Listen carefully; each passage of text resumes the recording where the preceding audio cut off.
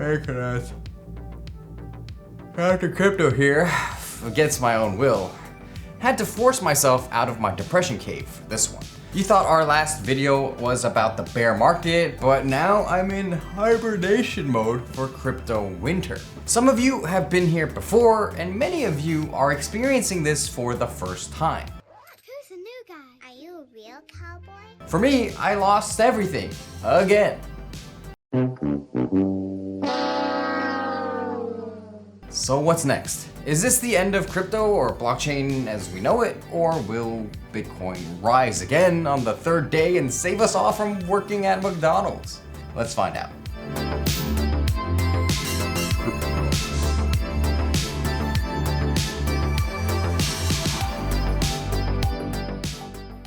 Before we get started, we've teamed up with the folks over at DraftKings to bring you this video. Remember back in the day when we traded cards of our favorite baseball and basketball players? Well, DraftKings is bringing back that experience with their newly launched marketplace and NFTs.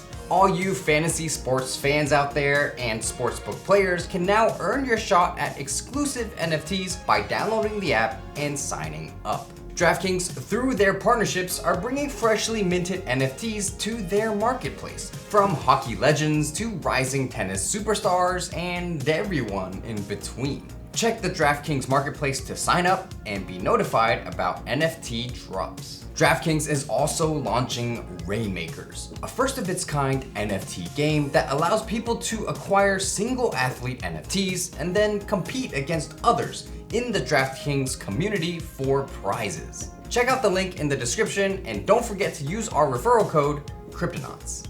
And now back to the video. Just a few months ago, NFTs were the future. Decentralization and blockchain were unstoppable. GameFi, Metaverse, 1000% APYs, and easy money were around every corner. But all of a sudden, Bitcoin went for a skinny dip. Investors got scared and UST lost its peg, leading to the infamous Luna meltdown. Trust has been lost, fear has been restored, and everyone who was once interested in crypto doesn't want to touch it with a 10-foot pole. The good news is this is a regular crypto market cycle. The bad news is we could be in this bear market for a long, long time. To understand the crypto market cycles, we must take a step back into time.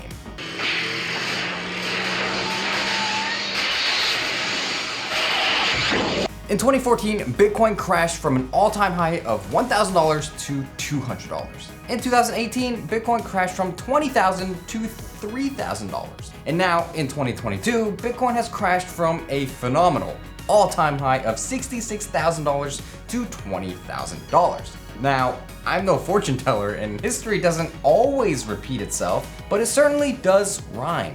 Each cycle attracts more investors, institutions, and innovation. But nothing good comes easy, and the road to success is certainly not a smooth one. With the looming recession, crazy inflation, the war in Ukraine, and not to mention an ongoing pandemic, the future isn't looking too bright. But let's remember why Bitcoin was created in the first place. After the financial crisis of 2008, Bitcoin was introduced as a permissionless, peer-to-peer digital currency that ran on a distributed public ledger known as a blockchain. This very blockchain technology has been the building block for every crypto created. The root problem with conventional currencies is that it requires trust to make it work. The central bank must be trusted not to debase the currency, but the history of fiat currencies is full of breaches of that said trust. Bitcoin eliminates this need for trust because all the miners must agree and every transaction can be viewed on the blockchain, eliminating the need for third parties like banks. If I, Captain Crypto, send you 1 Bitcoin, as if I even had a whole Bitcoin, each miner would need to verify that I have 1 whole Bitcoin to send. According to the Capital Counselor, there are over 1 million Bitcoin miners around the world. That's a lot of miners, and each one would need to agree that I actually have the funds before the transaction is verified. As each year passes, more miners are brought onto the network. And the more miners there are, the stronger the network gets. We must remember that blockchain technology is still relatively young, less than 15 years old. It could take years or even decades before this technology actually matures. Think about the internet. Officially created in 1991. After 10 years, in 2001, people barely even knew what it was. I remember my mom was confused at the idea of an email. They're in the computer? In the computer. It's so simple.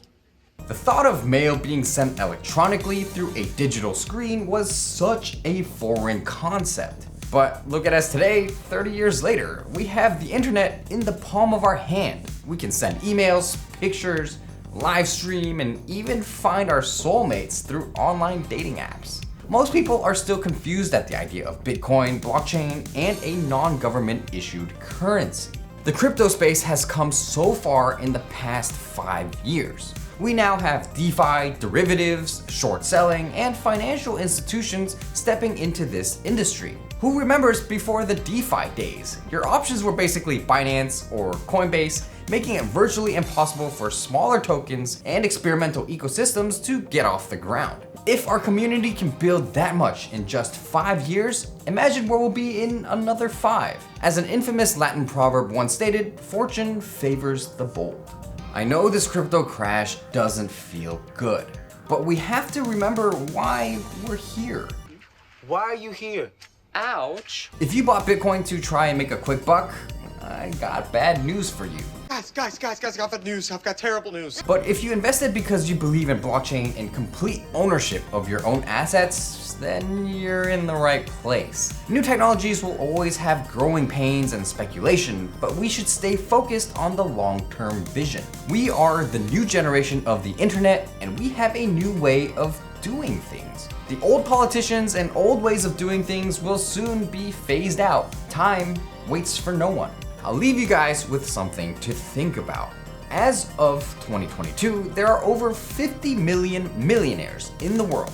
There will only ever be 21 million Bitcoins in existence. That's not even enough for half of the millionaires in the world to own one single Bitcoin. If Bitcoin's value began under 1 cent and was able to reach $66,000, then I think this crash to $20,000 is quite manageable. When in doubt, zoom out and keep stacking those sats. Until next time, remember to hodl, secure crypto, and may Satoshi and Vitalik be with you always.